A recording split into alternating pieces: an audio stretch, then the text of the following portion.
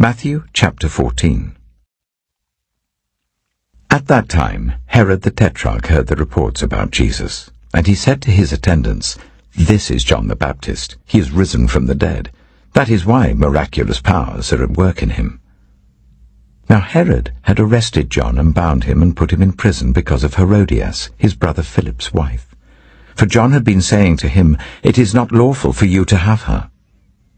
Herod wanted to kill John, but he was afraid of the people because they considered John a prophet.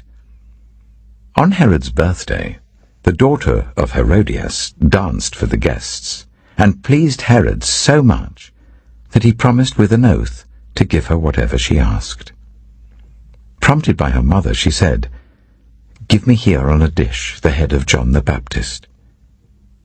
The king was distressed, but because of his oaths and his dinner guests, he ordered that her request be granted and had John beheaded in the prison. His head was brought in on a dish and given to the girl, who carried it to her mother.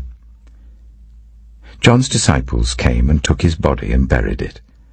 Then they went and told Jesus. When Jesus heard what had happened, he withdrew by boat privately to a solitary place. Hearing of this, the crowds followed him on foot from the towns. When Jesus landed and saw a large crowd, he had compassion on them and healed those who were ill. As evening approached, the disciples came to him and said, "This is a remote place and it's already getting late. Send the crowds away so that they can go to the villages and buy themselves some food." Jesus replied, "They do not need to go away. You give them something to eat." "We have here only 5 loaves of bread and 2 fish, they answered. "Bring them here to me," he said. And he told the people to sit down on the grass. Taking the 5 loaves and the 2 fish, and looking up to heaven, he gave thanks and broke the loaves. Then he gave them to the disciples, and the disciples gave them to the people. They all ate and were satisfied, and the disciples picked up 12 basketfuls of broken pieces that were left over. The number of those who ate was about 5,000 men, besides women and children. Immediately Jesus made the disciples get into the boat and go on ahead of him to the other side, while he dismissed the crowd. After he had dismissed them, he went up on a mountainside by himself to pray.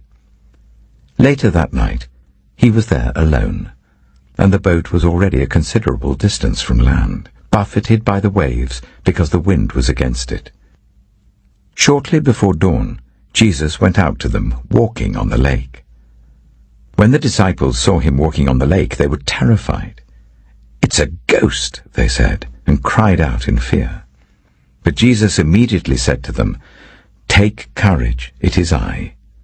Don't be afraid." "Lord, if it's you," Peter replied, "tell me to come to you on the water."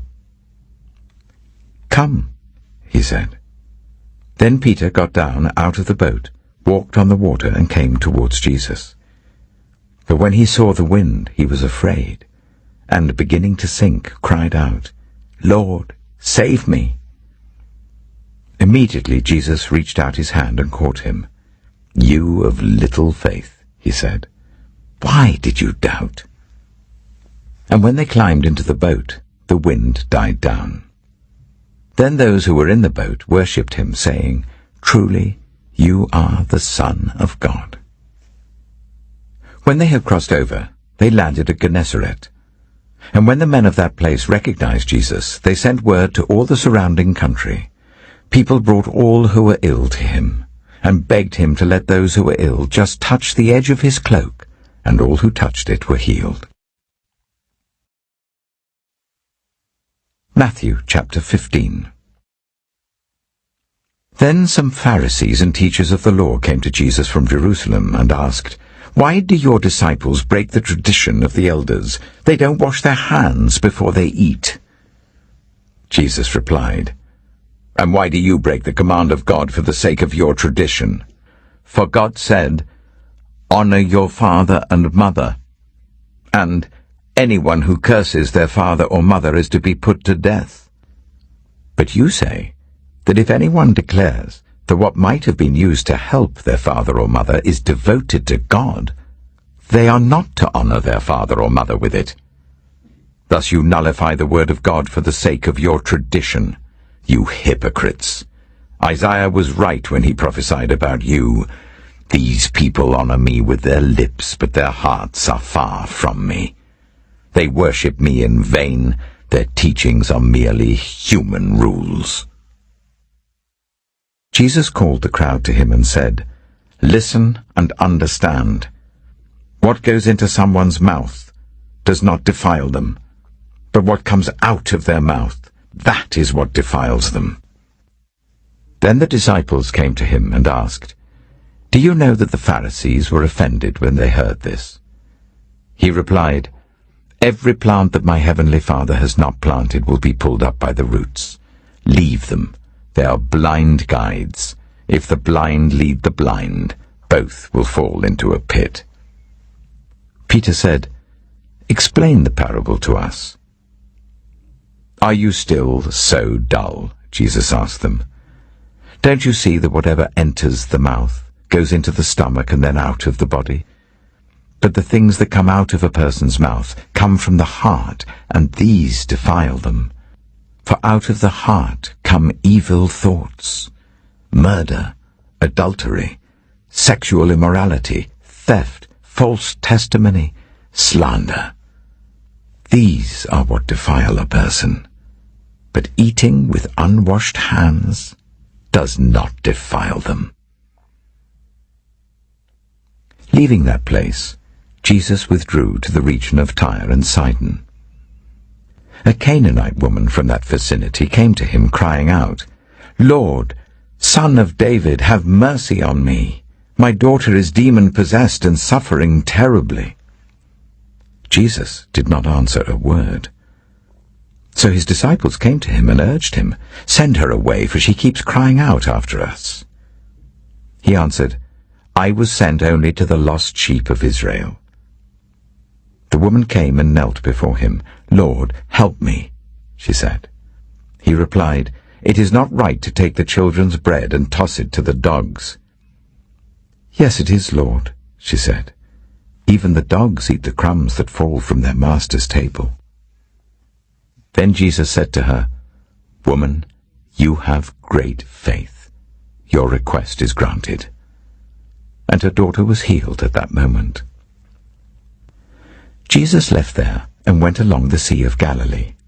Then he went up on a mountainside and sat down. Great crowds came to him, bringing the lame, the blind, the crippled, the mute, and many others, and laid them at his feet, and he healed them.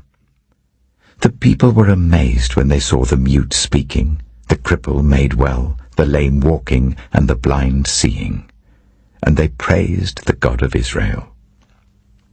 Jesus called his disciples to him and said, "I have compassion for these people. They have already been with me 3 days and have nothing to eat. I do not want to send them away hungry, or they may collapse on the way." His disciples answered, "Where could we get enough bread in this remote place to feed such a crowd?" "How many loaves do you have?" Jesus asked. 7, they replied, "and a few small fish." He told the crowd to sit down on the ground. Then he took the 7 loaves and the fish, and when he had given thanks, he broke them and gave them to the disciples, and they in turn to the people.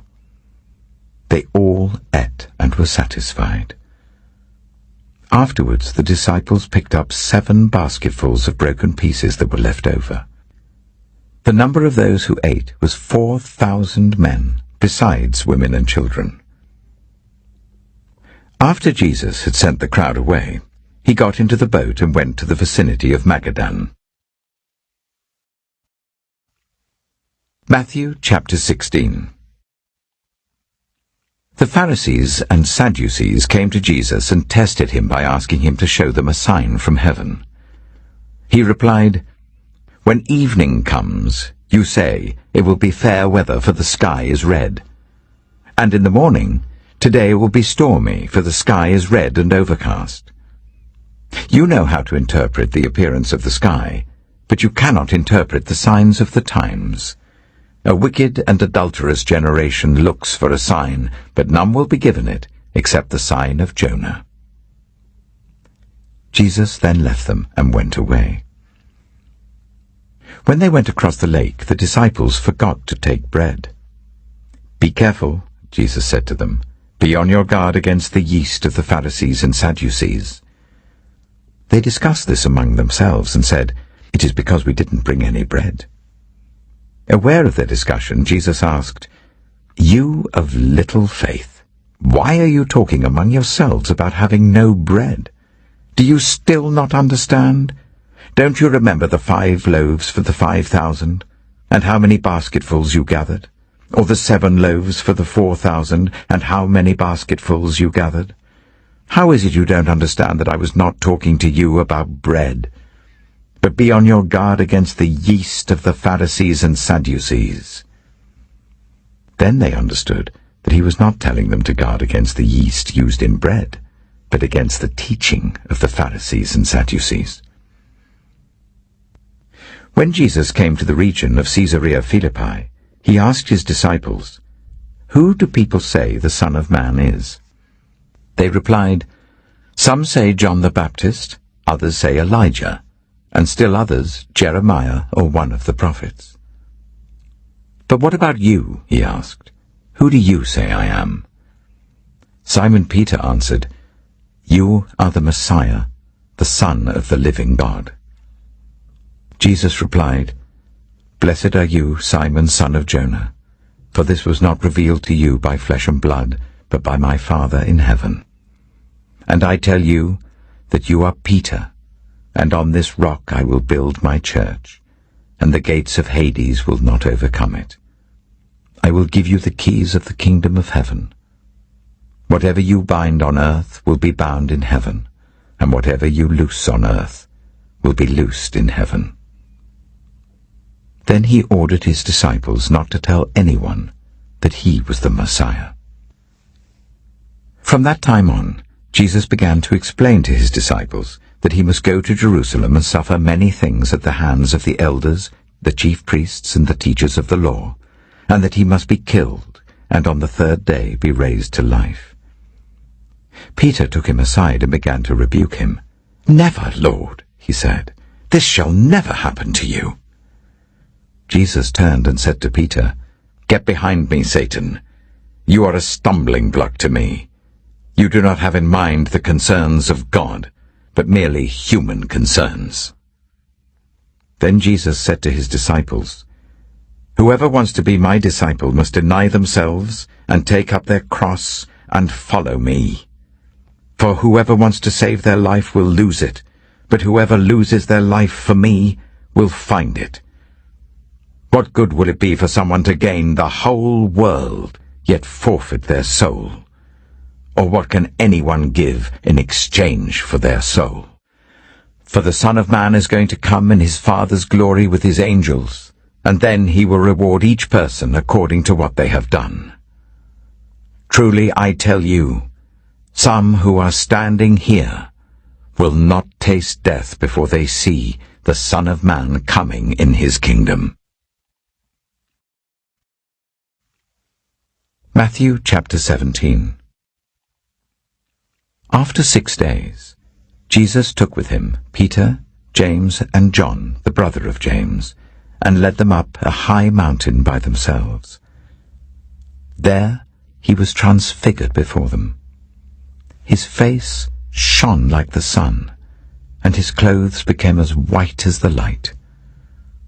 Just then there appeared before them Moses and Elijah talking with Jesus. Peter said to Jesus, "Lord, it is good for us to be here. If you wish, I will put up 3 shelters, one for you, one for Moses, and one for Elijah." While he was still speaking, a bright cloud covered them, and a voice from the cloud said, "This is my Son whom I love. With him I am well pleased.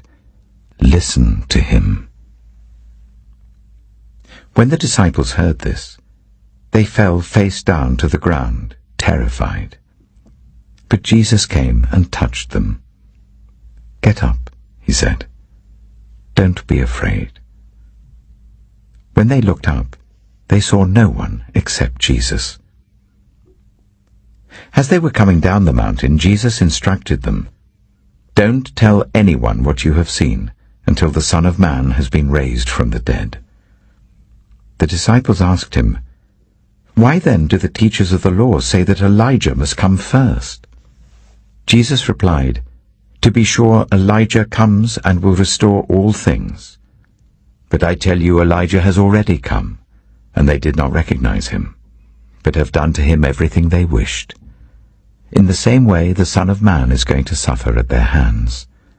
Then the disciples understood that he was talking to them about John the Baptist. When they came to the crowd, a man approached Jesus and knelt before him. "Lord, have mercy on my son," he said. "He has seizures and is suffering greatly. He often falls into the fire or into the water. I brought him to your disciples, but they could not heal him." "You unbelieving and perverse generation," Jesus replied, "how long shall I stay with you? How long shall I put up with you? Bring the boy here to me." Jesus rebuked the demon, and it came out of the boy, and he was healed at that moment. Then the disciples came to Jesus in private and asked, "Why couldn't we drive it out?" He replied, "Because you have so little faith.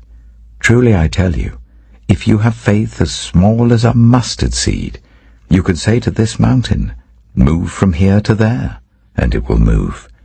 Nothing will be impossible for you."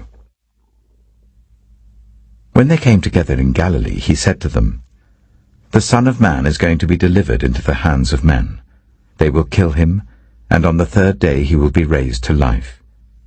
And the disciples were filled with grief. After Jesus and his disciples arrived at Capernaum, the collectors of the 2 drachma temple tax came to Peter and asked, "Doesn't your teacher pay the temple tax?" "Yes, he does," he replied. When Peter came into the house, Jesus was the first to speak. "What do you think, Simon?" he asked. "From whom do the kings of the earth collect duty and taxes? From their own children or from others?" "From others," Peter answered. "Then the children are exempt," Jesus said to him. "But so that we may not cause offense, go to the lake and throw out your line. Take the first fish you catch, open its mouth, and you will find a 4 drachma coin. Take it and give it to them for my tax and yours." Matthew chapter 18. At that time the disciples came to Jesus and asked, "Who then is the greatest in the kingdom of heaven?" He called a little child to him, and placed the child among them, and he said, "Truly I tell you, unless you change and become like little children, you will never enter the kingdom of heaven. Therefore, whoever takes the lowly position of this child is the greatest in the kingdom of heaven. And whoever welcomes one such child in my name welcomes me. If anyone causes one of these little ones, those who believe in me, to stumble, it would be better for them to have a large millstone hung round their neck and to be drowned in the depths of the sea. Woe to the world because of the things that cause people to stumble. Such things must come, but woe to the person through whom they come. If your hand or your foot causes you to stumble, cut it off and throw it away. It is better for you to enter life maimed or crippled than to have 2 hands or 2 feet and be thrown into eternal fire. And if your eye causes you to stumble, gouge it out and throw it away. It is better for you to enter life with 1 eye than to have 2 eyes and be thrown into the fire of hell. See that you do not despise one of these little ones, for I tell you that their angels in heaven always see the face of my Father in heaven. What do you think? If a man owns 100 sheep and one of them wanders away, will he not leave the 99 on the hills and go to look for the one that wandered off? And if he finds it, truly I tell you, he is happier about that one sheep than about the 99 that did not wander off. In the same way your Father in heaven is not willing that any of these little ones should perish. If your brother or sister sins, go and point out their fault, just between the two of you. If they listen to you, you have won them over. But if they will not listen, take one or two others along, so that every matter may be established by the testimony of 2 or 3 witnesses. If they still refuse to listen, tell it to the church. And if they refuse to listen even to the church, treat them as you would a pagan or a tax collector. Truly I tell you, whatever you bind on earth will be bound in heaven, and whatever you loose on earth will be loosed in heaven. Again, truly I tell you, that if 2 of you on earth agree about anything they ask for, it will be done for them by my Father in heaven. For where 2 or 3 gather in my name, there am I with them. Then Peter came to Jesus and asked, Lord, how many times shall I forgive my brother or sister who sins against me? Up to 7 times? Jesus answered, I tell you, not 7 times, but 77 times. Therefore the kingdom of heaven is like a king who wanted to settle accounts with his servants. As he began the settlement, a man who owed him 10,000 bags of gold was brought to him.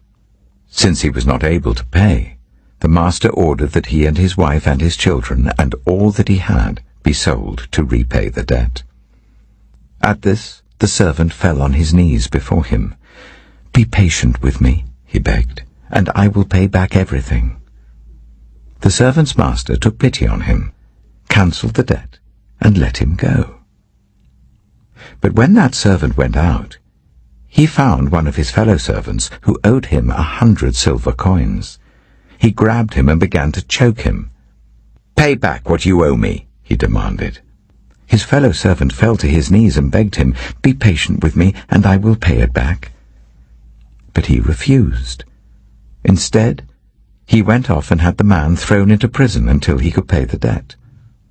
When the other servants saw what had happened, they were outraged and went and told their master everything that had happened. Then the master called the servant in. You wicked servant, he said. I cancelled all that debt of yours because you begged me to. Shouldn't you have had mercy on your fellow servant, just as I had on you? In anger, his master handed him over to the jailers to be tortured until he should pay back all he owed. This is how my heavenly Father will treat each of you unless you forgive your brother or sister from your heart. Matthew chapter 19. When Jesus had finished saying these things, he left Galilee and went into the region of Judea to the other side of the Jordan. Large crowds followed him, and he healed them there. Some Pharisees came to him to test him. They asked, Is it lawful for a man to divorce his wife for any and every reason? Haven't you read, he replied, that at the beginning the Creator made them male and female, and said, For this reason a man will leave his father and mother and be united to his wife, and the two will become one flesh. So they are no longer two, but one flesh.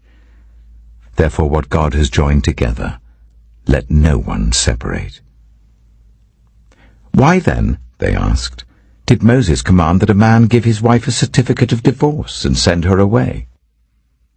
Jesus replied, Moses permitted you to divorce your wives because your hearts were hard. But it was not this way from the beginning. I tell you that anyone who divorces his wife except for sexual immorality and marries another woman commits adultery. The disciples said to him, If this is the situation between a husband and wife, it is better not to marry. Jesus replied, Not everyone can accept this word, but only those to whom it has been given. For there are eunuchs who were born that way, and there are eunuchs who have been made eunuchs by others, and there are those who choose to live like eunuchs for the sake of the kingdom of heaven. The one who can accept this should accept it." Then people brought little children to Jesus for him to place his hands on them and pray for them. But the disciples rebuked them. Jesus said, "Let the little children come to me. Do not hinder them, for the kingdom of heaven belongs to such as these." When he had placed his hands on them, he went on from there. Just then a man came up to Jesus and asked, "Teacher, what good thing must I do to get eternal life?" "Why do you ask me about what is good?" Jesus replied. "There is only one who is good. If you want to enter life, keep the commandments." "Which ones?" he inquired. Jesus replied, "You shall not murder, you shall not commit adultery, you shall not steal, you shall not give false testimony, honor your father and mother, and love your neighbor as yourself." "All these I have kept," the young man said. "What do I still lack?" Jesus answered, "If you want to be perfect, go, sell your possessions and give to the poor, and you will have treasure in heaven. Then come, follow me." When the young man heard this, he went away sad, because he had great wealth. Then Jesus said to his disciples, "Truly I tell you, it is hard for someone who is rich to enter the kingdom of heaven. Again I tell you, it is easier for a camel to go through the eye of a needle than for someone who is rich to enter the kingdom of God." When the disciples heard this, they were greatly astonished and asked, "Who then can be saved?" Jesus looked at them and said, "With man this is impossible, but with God all things are possible." Peter answered him, "We have left everything to follow you. What then will there be for us?" Jesus said to them, "Truly I tell you, at the renewal of all things, when the Son of Man sits on his glorious throne, you who have followed me will also sit on 12 thrones, judging the 12 tribes of Israel. And everyone who has left houses, or brothers or sisters, or father or mother or wife or children or fields for my sake, will receive 100 times as much and will inherit eternal life. But many who are first will be last, and many who are last will be first." Matthew chapter 20. For the kingdom of heaven is like a landowner who went out early in the morning to hire workers for his vineyard. He agreed to pay them a denarius for the day and sent them into his vineyard. About 9 in the morning he went out and saw others standing in the marketplace doing nothing. He told them, "You also go and work in my vineyard, and I will pay you whatever is right." So they went. He went out again about noon, and about 3 in the afternoon, and did the same thing. About 5 in the afternoon he went out and found still others standing around. He asked them, "Why have you been standing here all day long doing nothing?" "Because no one has hired us," they answered. He said to them, "You also go and work in my vineyard." When evening came, the owner of the vineyard said to his foreman, "Call the workers and pay them their wages, beginning with the last ones hired and going on to the first." The workers who were hired about 5 in the afternoon came, and each received a denarius. So when those came who were hired first, they expected to receive more. But each one of them also received a denarius. When they received it, they began to grumble against the landowner. "These who were hired last worked only 1 hour," they said, "and you have made them equal to us who have borne the burden of the work and the heat of the day." But he answered one of them, "I'm not being unfair to you, friend. Didn't you agree to work for a denarius? Take your pay and go. I want to give the one who was hired last the same as I gave you. Don't I have the right to do what I want with my own money? Or are you envious because I'm generous?" So the last will be first, and the first will be last. Now Jesus was going up to Jerusalem. On the way he took the 12 aside and said to them, "We are going up to Jerusalem, and the Son of Man will be delivered over to the chief priests and the teachers of the law. They will condemn him to death, and will hand him over to the Gentiles to be mocked and flogged and crucified. On the third day he will be raised to life." Then the mother of Zebedee's sons came to Jesus with her sons, and kneeling down asked a favor of him. "What is it you want?" he asked. She said, "Grant that one of these 2 sons of mine may sit at your right and the other at your left in your kingdom." "You don't know what you are asking," Jesus said to them. "Can you drink the cup I am going to drink?" "We can," they answered. Jesus said to them, "You will indeed drink from my cup, but to sit at my right or left is not for me to grant. These places belong to those for whom they have been prepared by my Father." When the 10 heard about this, they were indignant with the 2 brothers. Jesus called them together and said, "You know that the rulers of the Gentiles lord it over them, and their high officials exercise authority over them. Not so with you. Instead, whoever wants to become great among you must be your servant, and whoever wants to be first must be your slave, just as the Son of Man did not come to be served, but to serve, and to give his life as a ransom for many." As Jesus and his disciples were leaving Jericho, a large crowd followed him. 2 blind men were sitting by the roadside, and when they heard that Jesus was passing by, they shouted, "Lord, Son of David, have mercy on us." The crowd rebuked them and told them to be quiet, but they shouted all the louder, "Lord, Son of David, have mercy on us." Jesus stopped and called them. "What do you want me to do for you?" he asked. "Lord," they answered, "we want our sight." Jesus had compassion on them and touched their eyes. Immediately they received their sight and followed him. Matthew chapter 21. As they approached Jerusalem and came to Bethphage on the Mount of Olives, Jesus sent 2 disciples, saying to them, "Go to the village ahead of you, and at once you will find a donkey tied there with her colt by her. Untie them and bring them to me. If anyone says anything to you, say that the Lord needs them, and he will send them right away."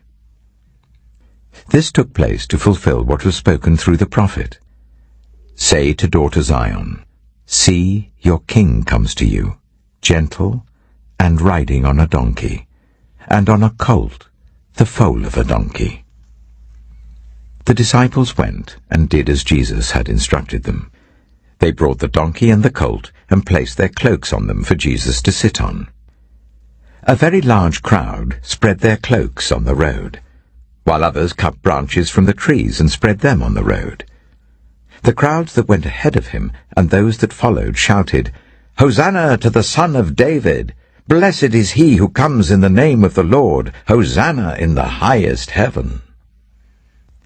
When Jesus entered Jerusalem, the whole city was stirred and asked, "Who is this?"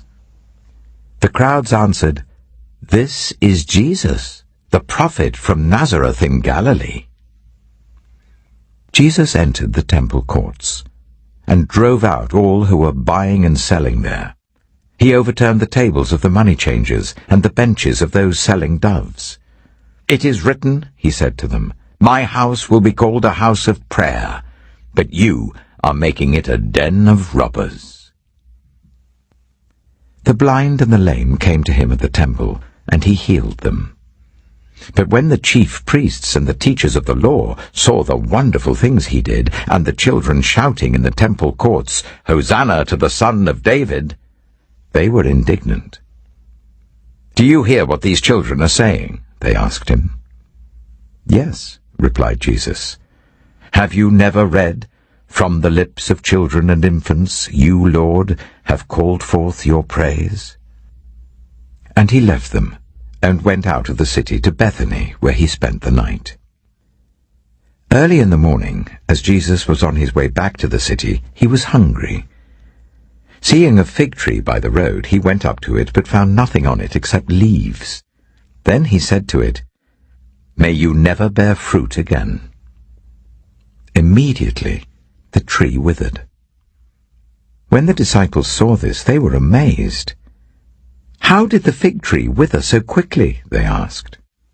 Jesus replied, "Truly I tell you, if you have faith and do not doubt, not only can you do what was done to the fig tree, but also you can say to this mountain, 'Go, throw yourself into the sea,' and it will be done. If you believe, you will receive whatever you ask for in prayer." Jesus entered the temple courts, and while he was teaching, the chief priests and the elders of the people came to him. "By what authority are you doing these things?" they asked. "And who gave you this authority?" Jesus replied, "I will also ask you one question. If you answer me, I will tell you by what authority I am doing these things.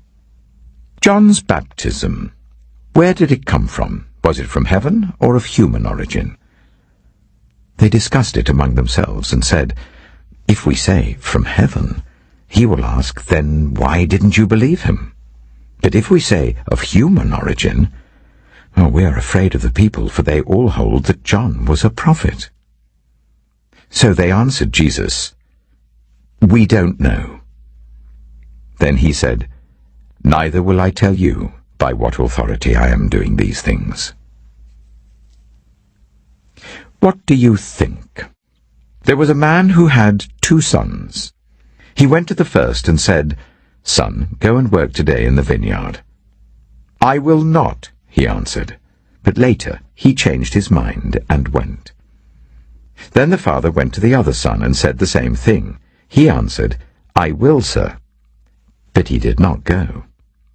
Which of the 2 did what his father wanted? "The first," they answered.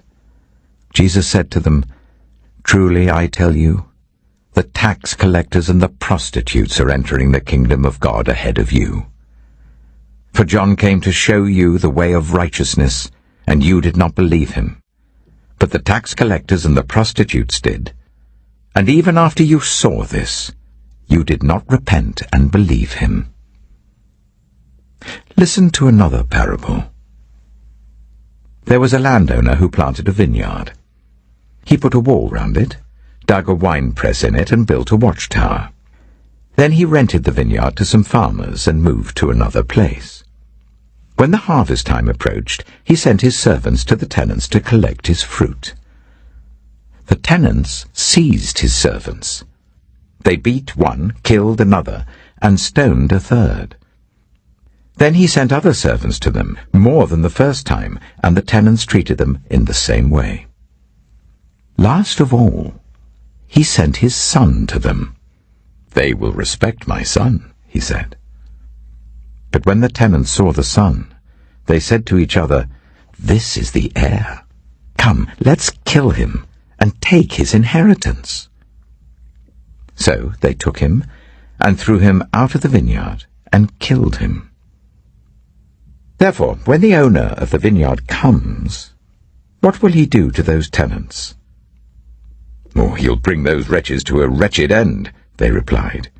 "And he will rent the vineyard to other tenants, who will give him his share of the crop at harvest time." Jesus said to them, "Have you never read in the Scriptures, 'The stone the builders rejected has become the cornerstone. The Lord has done this, and it is marvelous in our eyes'? Therefore I tell you that the kingdom of God will be taken away from you and given to a people who will produce its fruit. Anyone who falls on this stone will be broken to pieces. Anyone on whom it falls will be crushed." When the chief priests and the Pharisees heard Jesus' parables, they knew he was talking about them. They looked for a way to arrest him, but they were afraid of the crowd because the people held that he was a prophet. Matthew chapter 22. Jesus spoke to them again in parables, saying, "The kingdom of heaven is like a king who prepared a wedding banquet for his son. He sent his servants to those who had been invited to the banquet to tell them to come, but they refused to come. Then he sent some more servants and said, 'Tell those who have been invited that I have prepared my dinner.' My oxen and fattened cattle have been slaughtered, and everything is ready. Come to the wedding banquet." But they paid no attention and went off, one to his field, another to his business. The rest seized his servants, ill-treated them, and killed them. The king was enraged. He sent his army and destroyed those murderers and burned their city. Then he said to his servants, "The wedding banquet is ready, but those I invited did not deserve to come. So go to the street corners and invite to the banquet anyone you find." So the servants went out into the streets and gathered all the people they could find, the bad as well as the good, and the wedding hall was filled with guests. But when the king came in to see the guests, he noticed a man there who was not wearing wedding clothes. He asked, "How did you get in here without wedding clothes, friend?" The man was speechless. Then the king told the attendants, "Tie him hand and foot and throw him outside into the darkness, where there will be weeping and gnashing of teeth. For many are invited, but few are chosen." Then the Pharisees went out and laid plans to trap him in his words. They sent their disciples to him along with the Herodians. "Teacher," they said, "we know that you are a man of integrity, and that you teach the way of God in accordance with the truth. You aren't swayed by others because you pay no attention to who they are. Tell us then, what is your opinion? Is it right to pay the poll tax to Caesar or not?"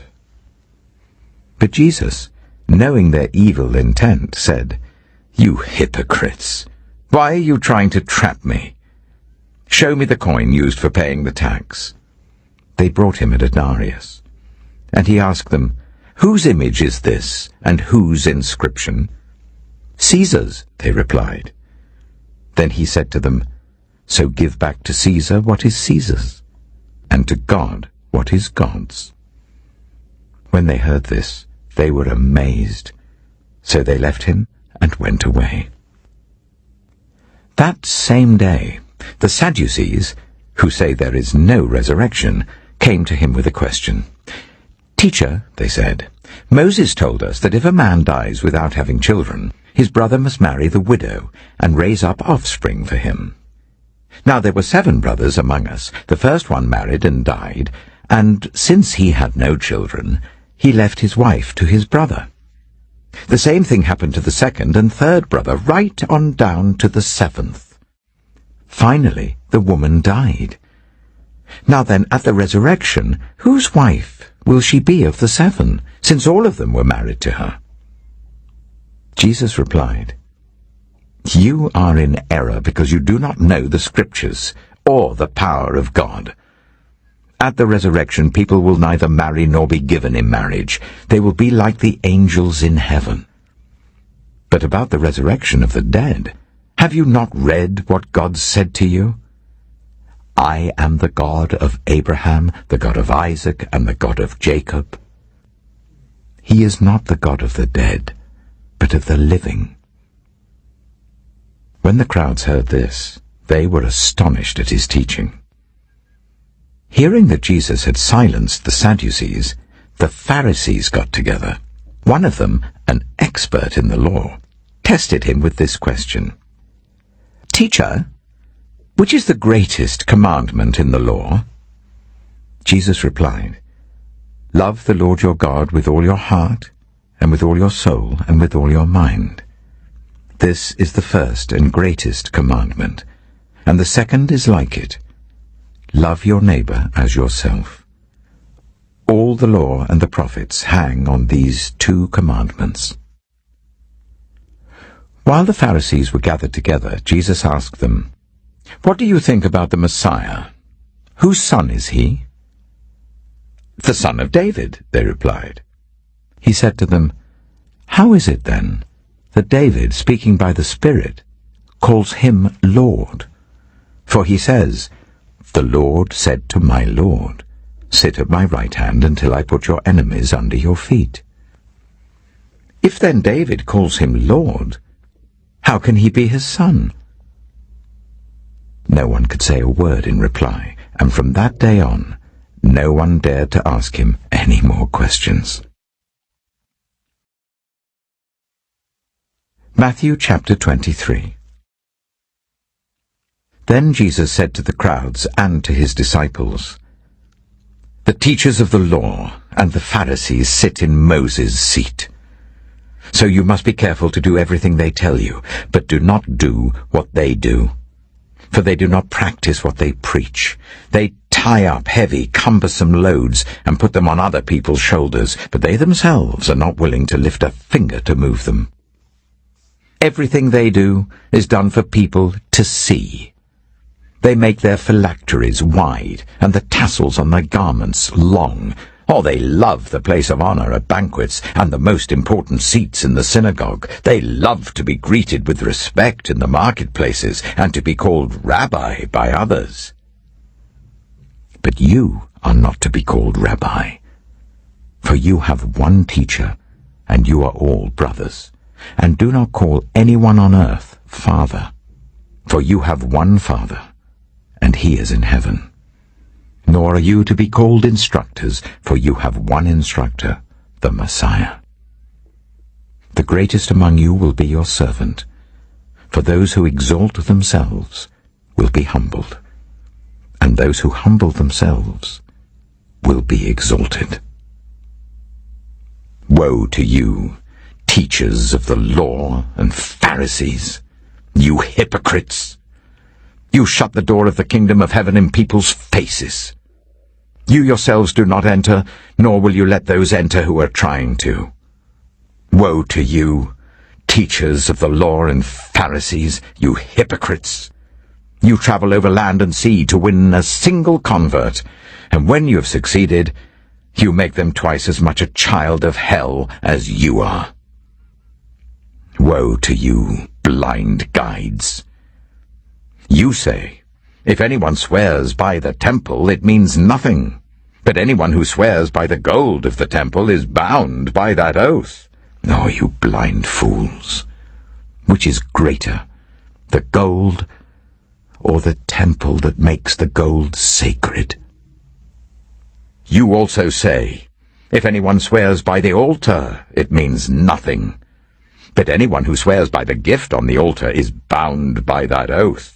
Oh, you blind men! Which is greater, the gift or the altar that makes the gift sacred? Therefore anyone who swears by the altar swears by it and by everything on it. And anyone who swears by the temple swears by it and by the one who dwells in it. And anyone who swears by heaven swears by God's throne and by the one who sits on it. Woe to you, teachers of the law and Pharisees, you hypocrites! You give 1/10 of your spices, mint, dill, and cumin, but you have neglected the more important matters of the law, justice, mercy, and faithfulness.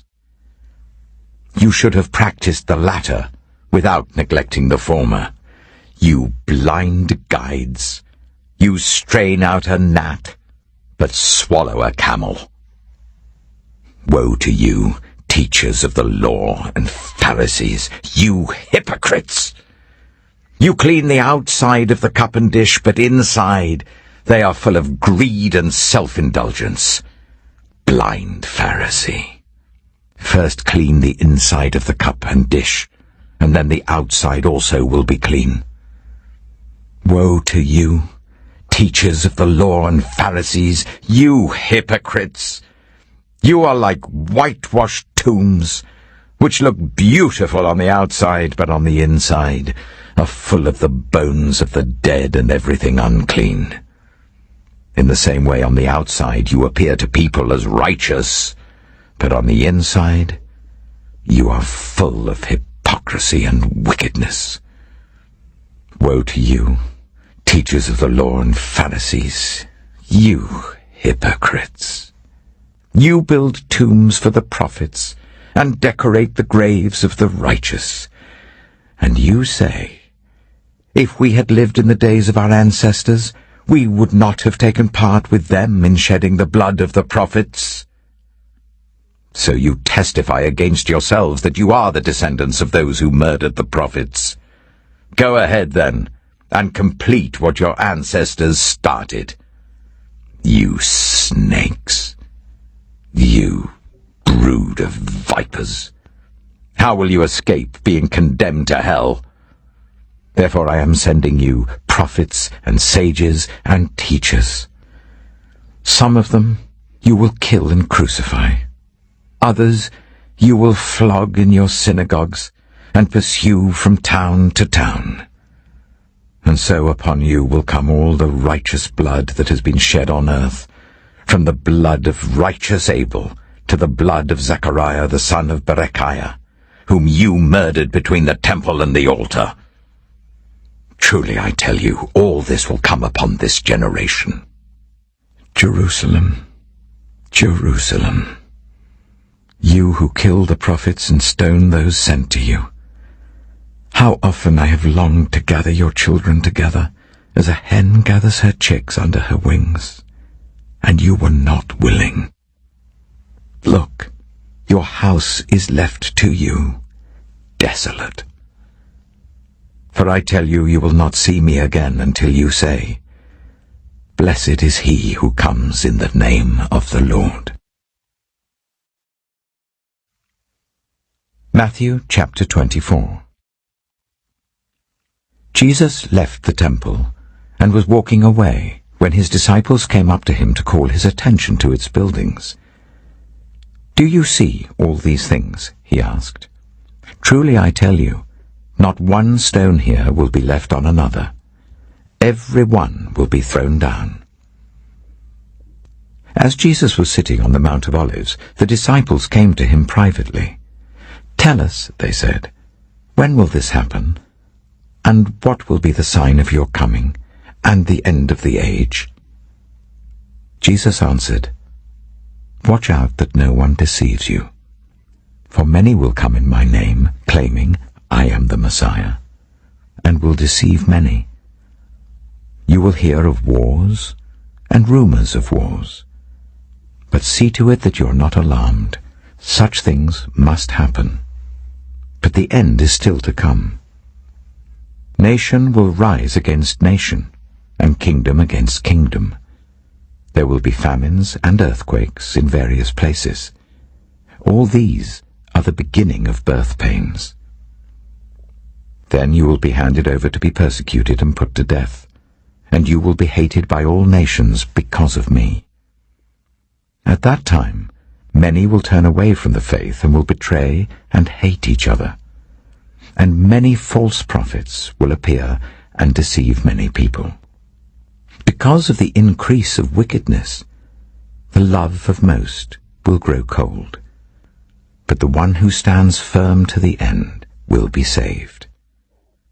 And this gospel of the kingdom will be preached in the whole world as a testimony to all nations. And then the end will come. So when you see, standing in the holy place, the abomination that causes desolation, spoken of through the prophet Daniel, let the reader understand. Then let those who are in Judea flee to the mountains. Let no one on the housetop go down to take anything out of the house. Let no one in the field go back to get their cloak. How dreadful it will be in those days for pregnant women and nursing mothers. Pray that your flight will not take place in winter or on the Sabbath, for then there will be great distress unequaled from the beginning of the world until now, and never to be equaled again. If those days had not been cut short, no one would survive, but for the sake of the elect, those days will be shortened. At that time, if anyone says to you, Look, here is the Messiah, or there he is, do not believe it. For false messiahs and false prophets will appear and perform great signs and wonders to deceive, if possible, even the elect. See, I have told you in advance. So So if anyone tells you, 'There he is, out in the desert,' do not go out. Or, 'Here he is in the inner rooms,' do not believe it. For as lightning that comes from the east is visible even in the west, so will be the coming of the Son of Man. Wherever there is a carcass, there the vultures will gather." Immediately after the distress of those days, the sun will be darkened, and the moon will not give its light. The stars will fall from the sky, and the heavenly bodies will be shaken. Then will appear the sign of the Son of Man in heaven, and then all the peoples of the earth will mourn when they see the Son of Man coming on the clouds of heaven with power and great glory. And he will send his angels with a loud trumpet call, and they will gather his elect from the four winds, from one end of the heavens to the other. Now learn this lesson from the fig tree. As soon as its twigs become tender and its leaves come out, you know that summer is near. Even so, when you see all these things, you know that it is near, right at the door. Truly I tell you, this generation will certainly not pass away until all these things have happened. Heaven and earth will pass away, but my words will never pass away. But about that day or hour, no one knows, not even the angels in heaven, nor the Son, but only the Father. As it was in the days of Noah, so it will be at the coming of the Son of Man. For in the days before the flood, people were eating and drinking, marrying and giving in marriage, up to the day Noah entered the ark. They knew nothing about what would happen until the flood came and took them all away. That is how it will be at the coming of the Son of Man. 2 men will be in the field. One will be taken and the other left. 2 women will be grinding with a hand mill. One will be taken and the other left. Therefore, keep watch, because you do not know on what day your Lord will come. But understand this: if the owner of the house had known at what time of night the thief was coming, he would have kept watch and would not have let his house be broken into. So you also must be ready, because the Son of Man will come at an hour when you do not expect him. Who then is the faithful and wise servant, whom the master has put in charge of the servants in his household, to give them their food at the proper time? It will be good for that servant, whose master finds him doing so when he returns. Truly I tell you, he will put him in charge of all his possessions. But suppose that servant is wicked, and says to himself, "My master is staying away a long time." And he then begins to beat his fellow servants and to eat and drink with drunkards. The master of that servant will come on a day when he does not expect him, and at an hour he is not aware of. He will cut him to pieces and assign him a place with the hypocrites, where there will be weeping and gnashing of teeth. Matthew chapter 25. At that time, the kingdom of heaven will be like 10 virgins, who took their lamps and went out to meet the bridegroom. 5 of them were foolish, and 5 were wise. The foolish ones took their lamps, but did not take any oil with them. The wise ones, however, took oil in jars along with their lamps. The bridegroom was a long time in coming, and they all became drowsy and fell asleep. At midnight the cry rang out, "Here's the bridegroom! Come out to meet him!" Then all the virgins woke up and trimmed their lamps. The foolish ones said to the wise, "Give us some of your oil, our lamps are going out." "No," they replied, "there may not be enough for both us and you. Instead, go to those who sell oil and buy some for yourselves." But while they were on their way to buy the oil, the bridegroom arrived. The virgins who were ready went in with him to the wedding banquet, and the door was shut. Later the others also came. "Lord, Lord," they said, "open the door for us." But he replied, "Truly I tell you, I don't know you. Therefore keep watch, because you do not know the day or the hour." Again, it will be like a man going on a journey, who called his servants and entrusted his wealth to them. To one he gave 5 bags of gold, to another 2 bags, and to another 1 bag, each according to his ability. Then he went on his journey. The man who received 5 bags of gold went at once and put his money to work, and gained 5 bags more. So also the one with 2 bags of gold gained 2 more. But the man who had received 1 bag went off, dug a hole in the ground, and hid his master's money. After a long time, the master of those servants returned and settled accounts with them. The man who had received 5 bags of gold brought the other 5. "Master," he said, "you entrusted me with 5 bags of gold. See, I have gained 5 more." His master replied, "Well done, good and faithful servant. You have been faithful with a few things. I will put you in charge of many things. Come and share your master's happiness." The man with 2 bags of gold also came.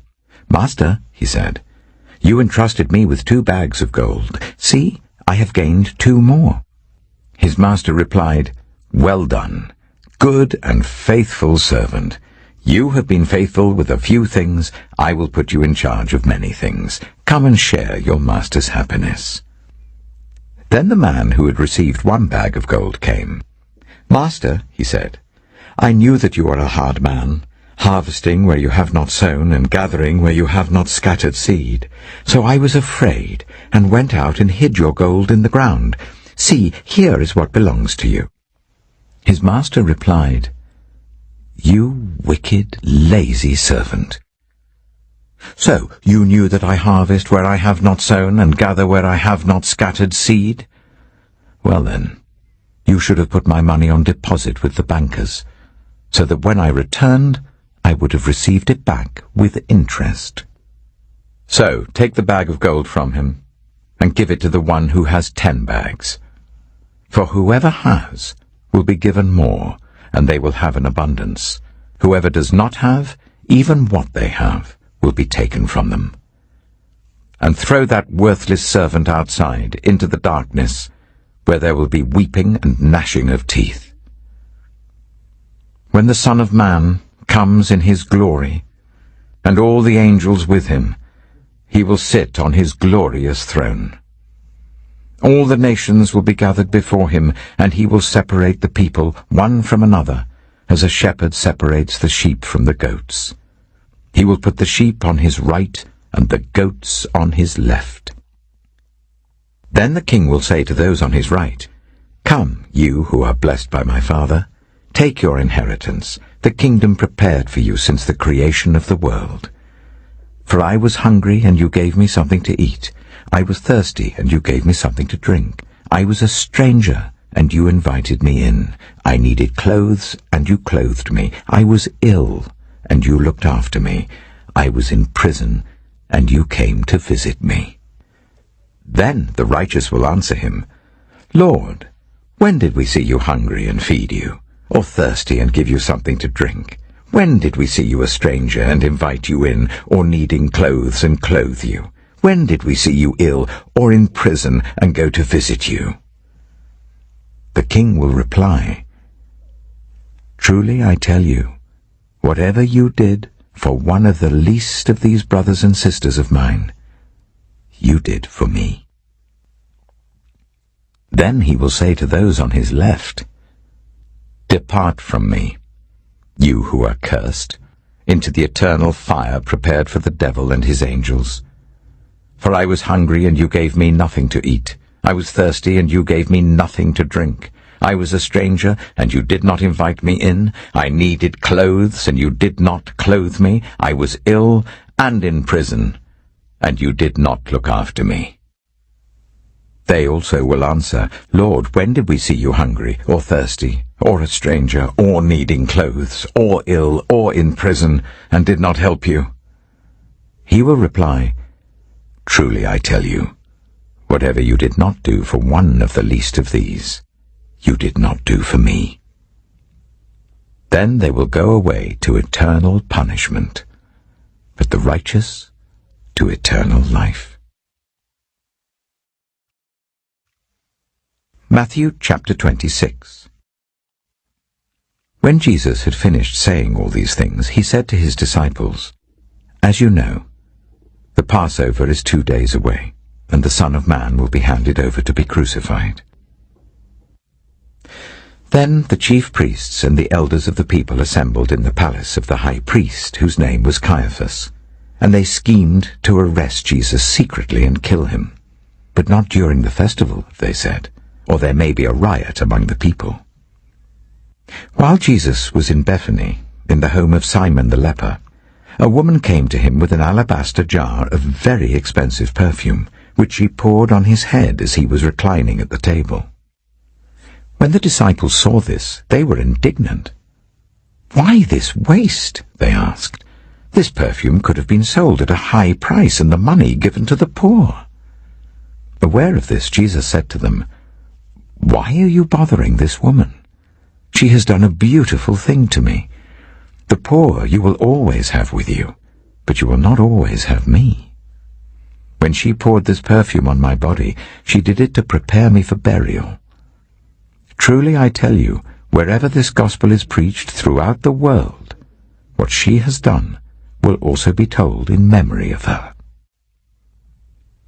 Then one of the 12, the one called Judas Iscariot, went to the chief priests and asked, What are you willing to give me if I deliver him over to you?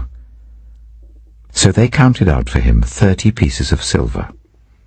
From then on, Judas watched for an opportunity to hand him over.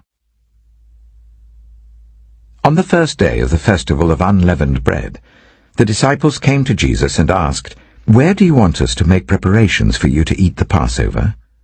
He replied, Go into the city to a certain man and tell him, The teacher says, My appointed time is near. I'm going to celebrate the Passover with my disciples at your house. So the disciples did as Jesus had directed them and prepared the Passover. When evening came, Jesus was reclining at the table with the 12, and while they were eating, he said, Truly I tell you, one of you will betray me. They were very sad and began to say to him one after the other, Surely you don't mean me, Lord. Jesus replied, The one who has dipped his hand into the bowl with me will betray me. The Son of Man will go just as it is written about him. But woe to that man who betrays the Son of Man. It would be better for him if he had not been born. Then Judas, the one who would betray him, said, Surely you don't mean me, Rabbi. Jesus answered, You have said so. While they were eating, Jesus took bread, and when he had given thanks, he broke it and gave it to his disciples, saying, Take and eat. This is my body. Then he took a cup, and when he had given thanks, he gave it to them, saying, Drink from it, all of you. This is my blood of the covenant, which is poured out for many for the forgiveness of sins. I tell you, I will not drink from this fruit of the vine from now on, until that day when I drink it new with you in my Father's kingdom. When they had sung a hymn, they went out to the Mount of Olives. Then Jesus told them, This very night you will all fall away on account of me.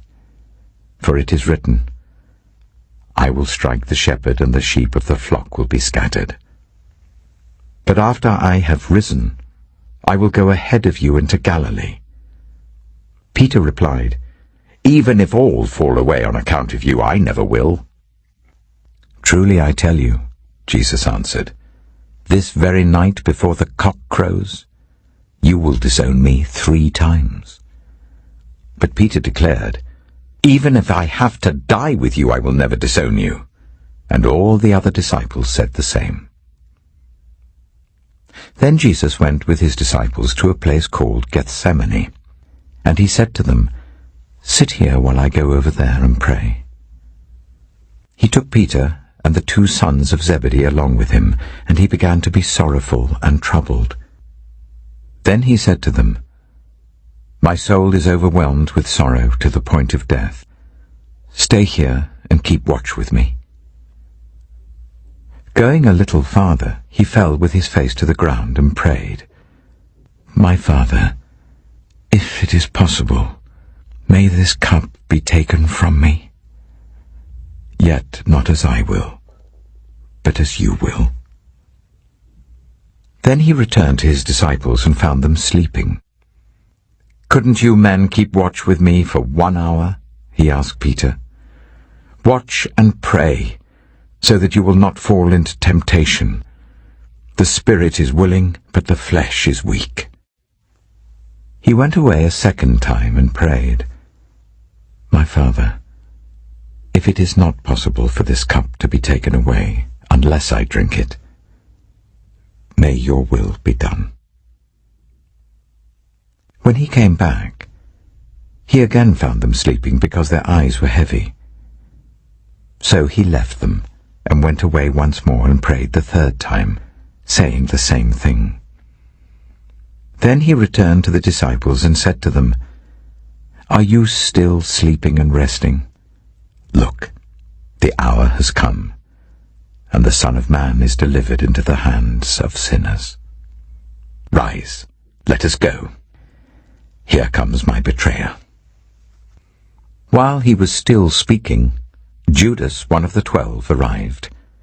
With him was a large crowd armed with swords and clubs sent from the chief priests and the elders of the people. Now the betrayer had arranged a signal with them. "The one I kiss is the man. Arrest him."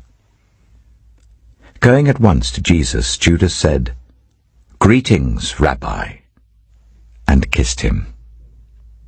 Jesus replied, "Do what you came for, friend." Then the men stepped forward, seized Jesus, and arrested him. With that, one of Jesus' companions reached for his sword, drew it out, and struck the servant of the high priest, cutting off his ear.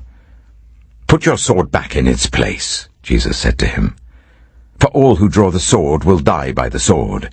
Do you think I cannot call on my Father, and he will at once put at my disposal more than 12 legions of angels? But how then would the scriptures be fulfilled that say, 'It must happen in this way'?" In that hour Jesus said to the crowd, "Am I leading a rebellion that you have come out with swords and clubs to capture me? Every day I sat in the temple courts teaching, and you did not arrest me. But this has all taken place that the writings of the prophets might be fulfilled." Then all the disciples deserted him and fled. Those who had arrested Jesus took him to Caiaphas, the high priest, where the teachers of the law and the elders had assembled. But Peter followed him at a distance, right up to the courtyard of the high priest. He entered and sat down with the guards to see the outcome. The chief priests and the whole Sanhedrin were looking for false evidence against Jesus, so that they could put him to death. But they did not find any, though many false witnesses came forward. Finally, 2 came forward and declared, "This fellow said, 'I am able to destroy the temple of God and rebuild it in 3 days.'" Then the high priest stood up and said to Jesus, "Are you not going to answer? What is this testimony that these men are bringing against you?" But Jesus remained silent. The high priest said to him, "I charge you under oath by the living God. Tell us if you are the Messiah, the Son of God." "You have said so," Jesus replied. "But I say to all of you, from now on you will see the Son of Man sitting at the right hand of the Mighty One and coming on the clouds of heaven." Then the high priest tore his clothes and said, "He has spoken blasphemy. Why do we need any more witnesses? Look, now you have heard the blasphemy. "What do you think?" "He is worthy of death," they answered. Then they spat in his face and struck him with their fists. Others slapped him and said, "Prophesy to us, Messiah. Who hit you?" Now Peter was sitting out in the courtyard, and a servant girl came to him. "You also were with Jesus of Galilee," she said. But he denied it before them all. "I don't know what you're talking about," he said. Then he went out to the gateway, where another servant girl saw him and said to the people there, "This fellow was with Jesus of Nazareth." He denied it again with an oath. "I don't know the man." After a little while, those standing there went up to Peter and said, "Surely you are one of them. Your accent gives you away." Then he began to call down curses, and he swore to them, "I don't know the man." Immediately a cock crowed. Then Peter remembered the word Jesus had spoken, "Before the cock crows, you will disown me 3 times." And he went outside and wept bitterly. Matthew chapter 27. Early in the morning, all the chief priests and the elders of the people made their plans how to have Jesus executed. So they bound him, led him away, and handed him over to Pilate the governor. When Judas, who had betrayed him, saw that Jesus was condemned, he was seized with remorse and returned the 30 pieces of silver to the chief priests and the elders. "I have sinned," he said, "for I have betrayed innocent blood." "What is that to us?" they replied. "That's your responsibility." So Judas threw the money into the temple and left. Then he went away and hanged himself. The chief priests picked up the coins and said, "It is against the law to put this into the treasury, since it is blood money." So they decided to use the money to buy the potter's field as a burial place for foreigners. That is why it's been called the Field of Blood to this day. Then what was spoken by Jeremiah the prophet was fulfilled. They took the 30 pieces of silver, the price set on him by the people of Israel, and they used them to buy the potter's field as the Lord commanded me. Meanwhile, Jesus stood before the governor, and the governor asked him, "Are you the king of the Jews?" "You have said so," Jesus replied. When he was accused by the chief priests and the elders, he gave no answer. Then Pilate asked him, "Don't you hear the testimony they're bringing against you?" But Jesus made no reply, not even to a single charge, to the great amazement of the governor. Now it was the governor's custom at the festival to release a prisoner chosen by the crowd. At that time they had a well-known prisoner whose name was Jesus Barabbas. So when the crowd had gathered, Pilate asked them, "Which one do you want me to release to you, Jesus Barabbas or Jesus who is called the Messiah?" For he knew it was out of self-interest that they had handed Jesus over to him.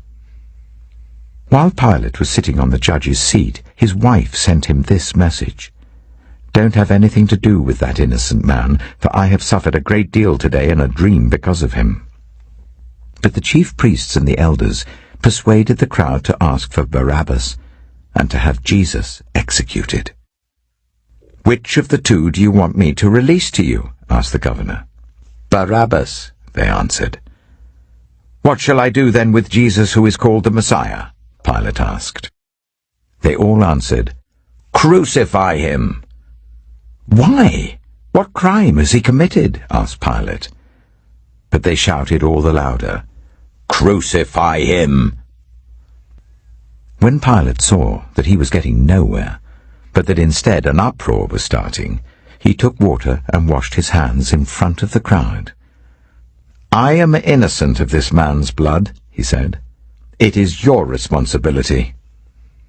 All the people answered, "His blood is on us and on our children." Then he released Barabbas to them, but he had Jesus flogged and handed him over to be crucified. Then the governor's soldiers took Jesus into the praetorium and gathered the whole company of soldiers round him. They stripped him and put a scarlet robe on him, and then twisted together a crown of thorns and set it on his head. They put a staff in his right hand. Then they knelt in front of him and mocked him. "Hail, King of the Jews!" they said. They spat on him and took the staff and struck him on the head again and again. After they had mocked him, they took off the robe and put his own clothes on him. Then they led him away to crucify him. As they were going out, they met a man from Cyrene named Simon, and they forced him to carry the cross. They came to a place called Golgotha, which means the place of the skull. There they offered Jesus wine to drink mixed with gall, but after tasting it he refused to drink it. When they had crucified him, they divided up his clothes by casting lots, and sitting down they kept watch over him there. Above his head they placed the written charge against him, "This is Jesus, the King of the Jews." 2 rebels were crucified with him, one on his right and one on his left. Those who passed by hurled insults at him, shaking their heads and saying, "You who are going to destroy the temple and build it in 3 days, save yourself. Come down from the cross if you are the Son of God." In the same way the chief priests, the teachers of the law, and the elders mocked him. "He saved others," they said, "but he can't save himself. He's the King of Israel. Let him come down now from the cross, and we will believe in him. He trusts in God. Let God rescue him now, if he wants him. For he said, 'I am the Son of God.'" In the same way the rebels who were crucified with him also heaped insults on him. From noon until 3 in the afternoon, darkness came over all the land. About 3 in the afternoon, Jesus cried out in a loud voice, "Eli, Eli, lama sabachthani," which means, my God, why have you forsaken me?" When some of those standing there heard this, they said, "He's calling Elijah." Immediately one of them ran and got a sponge. He filled it with wine vinegar, put it on a staff, and offered it to Jesus to drink. The rest said, "Now leave him alone. Let's see if Elijah comes to save him." And when Jesus had cried out again in a loud voice, he gave up his spirit. At that moment, the curtain of the temple was torn in 2 from top to bottom. The earth shook, the rocks split, and the tombs broke open. The bodies of many holy people who had died were raised to life. They came out of the tombs after Jesus' resurrection and went into the holy city and appeared to many people. When the centurion and those with him who were guarding Jesus saw the earthquake and all that had happened, they were terrified and exclaimed, "Surely he was the Son of God." Many women were there, watching from a distance. They had followed Jesus from Galilee to care for his needs. Among them were Mary Magdalene, Mary the mother of James and Joseph, and the mother of Zebedee's sons. As evening approached, there came a rich man from Arimathea named Joseph, who had himself become a disciple of Jesus. Going to Pilate, he asked for Jesus' body, and Pilate ordered that it be given to him. Joseph took the body, wrapped it in a clean linen cloth, and placed it in his own new tomb that he had cut out of the rock. He rolled a big stone in front of the entrance to the tomb and went away. Mary Magdalene and the other Mary were sitting there opposite the tomb. The next day, the one after Preparation Day, the chief priests and the Pharisees went to Pilate. "Sir," they said, "we remember that while he was still alive, that deceiver said, 'After 3 days I will rise again.' So give the order for the tomb to be made secure until the third day. Otherwise his disciples may come and steal the body and tell the people that he has been raised from the dead. This last deception will be worse than the first." "Take a guard," Pilate answered. "Go, make the tomb as secure as you know how." So they went and made the tomb secure by putting a seal on the stone and posting the guard. Matthew chapter 28. After the Sabbath, at dawn on the first day of the week, Mary Magdalene and the other Mary went to look at the tomb. There was a violent earthquake, for an angel of the Lord came down from heaven, and going to the tomb, rolled back the stone and sat on it. His appearance was like lightning, and his clothes were white as snow. The guards were so afraid of him that they shook and became like dead men. The angel said to the women, "Do not be afraid, for I know that you are looking for Jesus who was crucified. He is not here. He is risen just as he said. Come and see the place where he lay. Then go quickly and tell his disciples he has risen from the dead and is going ahead of you into Galilee. There you will see him. Now I have told you." So the women hurried away from the tomb, afraid yet filled with joy, and ran to tell his disciples. Suddenly Jesus met them. "Greetings," he said. They came to him, clasped his feet, and worshipped him. Then Jesus said to them, "Do not be afraid. Go and tell my brothers to go to Galilee. There they will see me." While the women were on their way, some of the guards went into the city and reported to the chief priests everything that had happened. When the chief priests had met with the elders and devised a plan, they gave the soldiers a large sum of money, telling them, "You are to say, 'His disciples came during the night and stole him away while we were asleep.' If this report gets to the governor, we will satisfy him and keep you out of trouble." So the soldiers took the money and did as they were instructed. And this story has been widely circulated among the Jews to this very day. Then the 11 disciples went to Galilee, to the mountain where Jesus had told them to go. When they saw him, they worshipped him, but some doubted. Then Jesus came to them and said, "All authority in heaven and on earth has been given to me. Therefore go and make disciples of all nations, baptizing them in the name of the Father, and of the Son, and of the Holy Spirit, and teaching them to obey everything I have commanded you. And surely I am with you always, to the very end of the age."